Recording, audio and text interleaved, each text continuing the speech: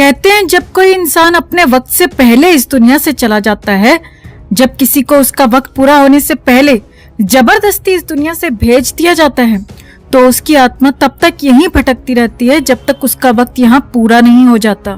तब तक उसे मुक्ति नहीं मिलती। वो इंसान तब तक यहाँ भटकता रहता है जब तक उसका वो वक्त पूरा नहीं हो जाता जितना उसे जीना था। अब हम सब जानते हैं कि सुशांत के साथ भी कुछ ऐसा ही हुआ था। 14 जून 2020 के मनहूस दिन सुशांत को भी जबरदस्ती उनका यहाँ वक्त पूरा होने से पहले भेज दिया गया। और अब कुछ ऐसी खबर आ रही है जहां दावा किया जा रहा है कि सुशांत भी अभी तक यहीं भटक रहे हैं, अपने उसी माउंट ब्लैंक वाले अपार्टमेंट में। सुशांत के फ्लैट में रहने आई अदा शर्मा को हो रहा है कैसा अनुभव? फ्लैट में घुसते ही उन्हें क्या मैसेज मिला? क्या अब भी उस फ्लैट में बसती है सुशांत की आत्मा? क्यों अक्सर रात में सुनाई देती है सिसकियों की आवाजें? आपको दिखाते हैं, बताते हैं सब। आप भी इस खबर को ज्यादा से ज्यादा लाइक और शेयर कर अपना प्यार और सपोर्ट दिखाएं और कमेंट में इसे लेकर आप भी अपनी बात, अपनी राय जरूर रखें।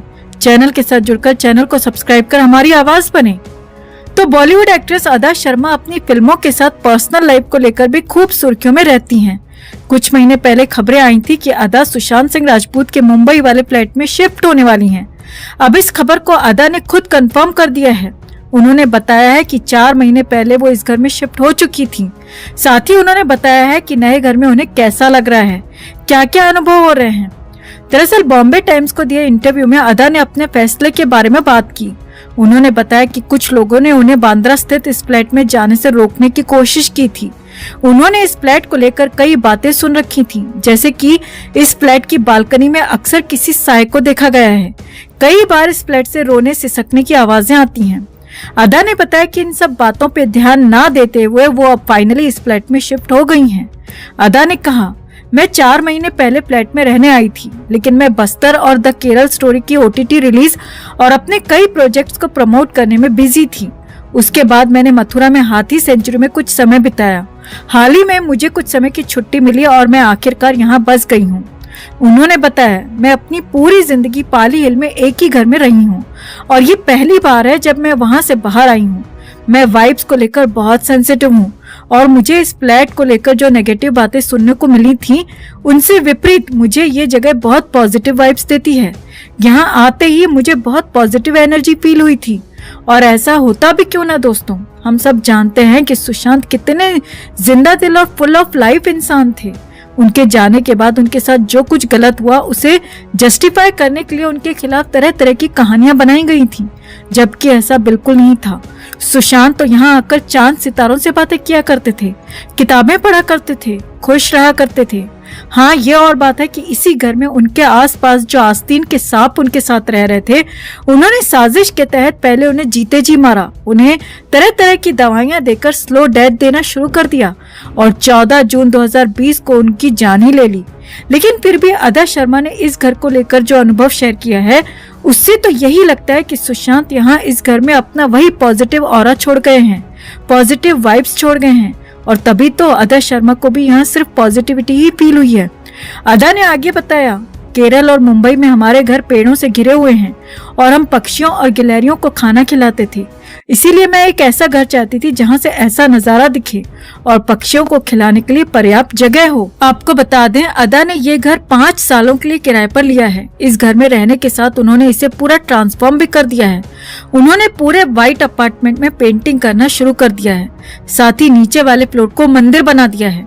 ऊपर वाले फ्लोर में एक म्यूजिक रूम, एक डांस स्टूडियो और छत को गार्डन सेंचुरी में बदल दिया है। तो सुशांत के जाने के बाद क्यों वहां पर आज तक नहीं टिक पाया कोई भी किराएदार? पिछले किराएदार के साथ उस घर में ऐसा क्या हुआ था कि उल्टे पांव भाग खड़ा हुआ? क्या सचमुच उस घर में अब भी भटक रही है सुशांत की आत्मा? आपको दिखाते हैं, बताते हैं सब। आप भी इस खबर को ज्यादा से ज्यादा लाइक और शेयर कर अपना प्यार और सपोर्ट दिखाएं और कमेंट में इसे लेकर आप भी अपनी बात, अपनी राय जरूर रखें। चैनल के साथ जुड़कर चैनल को सब्सक्राइब कर हमारी आवाज बने। तो आज हम एक खास विश्लेषण लेकर आए हैं दोस्तों आप लोगों के लिए। ये विश्लेषण उन घरों के बारे में है जहां हत्या या आत्महत्याओं की कोई बड़ी हाई प्रोफाइल घटना होती है और इन्हीं में से एक घर है मशहूर एक्टर सुशांत सिंह राजपूत का। आज से 3.5 साल पहले 14 जून 2020 को मुंबई के जिस फ्लैट में सुशांत सिंह राजपूत की मौत हुई थी, आज उस फ्लैट को ना तो कोई किराए पर लेना चाहता है और ना ही कोई खरीदने के लिए तैयार है।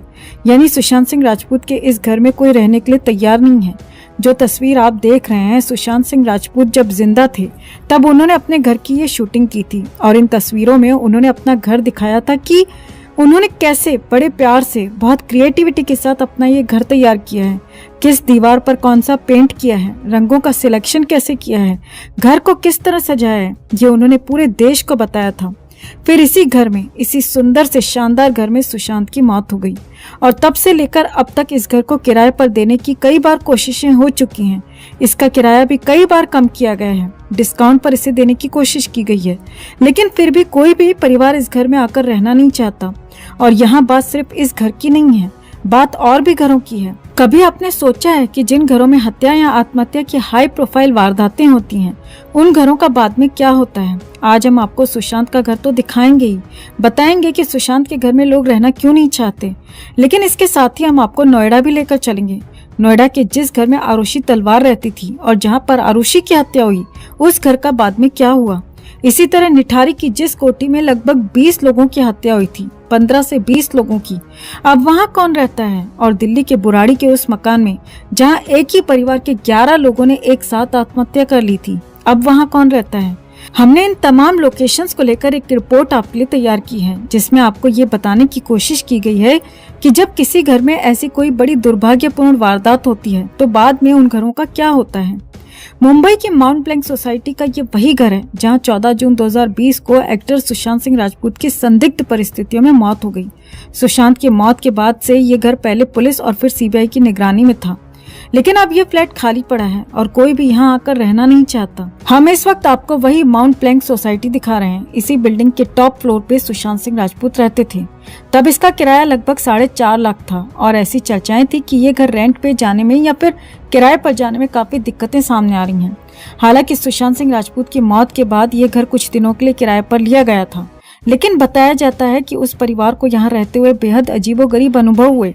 कई बार उन्हें लगता जैसे घर के किसी कोने से सिसकने की आवाजें आ रही हैं, तो कभी आधी रात में लगता कि हॉल में कोई चहलकदमी हो रही है। बताया जाता है इन्हीं सब बातों से परेशान होकर वो किराएदार ये घर छोड़कर भाग गया। जब वो किराएदार भी चला गया तो उसके बाद से नए किराएदार मिलने में काफी दिक्कतें आ रही हैं। ये फ्लैट मुंबई के एक ऐसे इलाके में है जहाँ कई बड़े फिल्मी स्टार्स रहते हैं, लेकिन इसके बावजूद आज भी कोई व्यक्ति या परिवार इस घर में किराए पर रहने के लिए तैयार ही नहीं, जहाँ सुशांत सिंह राजपूत की मौत हुई थी। किसी भी घर में एक वास्तु की बहुत अहमियत होती है और यदि उसमें कोई भी ऐसी दुर्घटना हो जाए या कोई आत्मघात हो जाए या कोई मर्डर हो जाए या समथिंग लाइक दैट, ऐसा कुछ भी होता है तो उसके जो वाइब्रेशंस, नेगेटिविटी लोगों को एक फील होती है और कोई भी समुदाय का इंसान जो वो उस घर को लेना चाहे या खरीदना चाहे या भाड़े पे जाना चाहे तो वो एक बार उसको कतराएगा जरूर, क्योंकि उसको एक वास्तु की जो वाइब्रेशंस है उसको एक पीछे की ओर खींचेंगी। इसका कोई हल मुझे तो जल्दी समझ में नहीं आता और इसमें एक बहुत कठिनाई वाली बात होती है। जब तक वो बिल्डिंग टूट के या दूसरी कोई बिल्डिंग ना बने या वास्तु में बदलाव ना हो तब तक तो बहुत डिफिकल्ट।